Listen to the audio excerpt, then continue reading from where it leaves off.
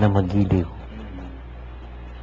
So, kung makikita mo lamang siguro titigan ka lang ng Diyos ng ganito maligayang maligaya ka na Pero, kahit pala ginagawa mo ito may kulang ka pa. Nakikita mo naman kuya maraming nagbibigay, no? Ng ikapu. Maraming nag-aayuno. Maraming sumisigaw. Na kapag nasunod mo ito, abay, born again ka na. Born again ka na. Bakit? Kung dati kang hindi makadiyos, ngayon makadiyos ka na. Naalala mo ng Diyos. Kung dating hindi ka nagsisimba, ngayon nagsisimba ka na. Kung dating nag-iisip ka ng masama sa iyong kapwa, itinakuro mo na yon. Ang ibig ko sabihin lahat, Kuya Men, yung 10 utos na yon, na isagawa mo na Pero, maririnig mo hindi ka na kailangan gumawa ng mabuti. Basta't ikaw ay naging born again, ay ligtas ka na. Natatandaan ko yan, Kuya Min, may nabasa akong isang artikulo. Yung kapatid natin, si Ronald Reme, na talagang napakagaling sa banal na kasulatan. At ang sabi nga niya, hindi ka may liligtas ng mabuting gawa hanggang hindi ka magiging born again. At sinabi rin niya na kahit si Mother Teresa ay hindi pwedeng maligtas kung hindi siya magiging born again.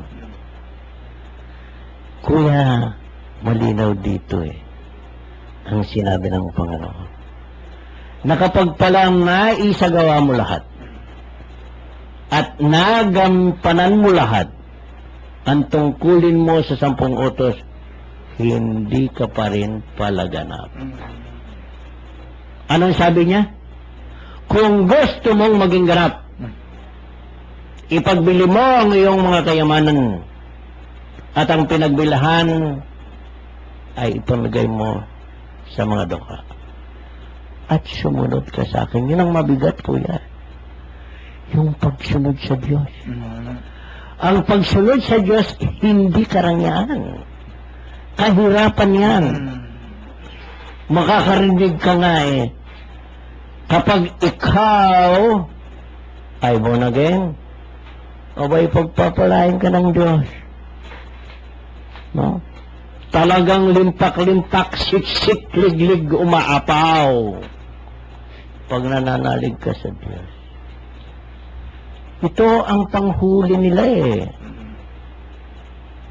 Ito ang pamingwit ng mga bagong litaw, Kuya. Pero dito maliwanag. Sinabi ng Panginoon, kung gusto mong maging ganap, anong pinagagawa niya? Gumawa ka ng mabuti. Kapag palang hindi ka gumawa at tumulong sa kapwa mong nakapaligid sa iyo, lalo tigit ang mga nangangailangan ng iyong tulong, abay, hindi ka pala papasok sa kaharian ng langit. Mabuti pala ang kamelyo pumasok sa butas ng karayom kaysa sa iyong born again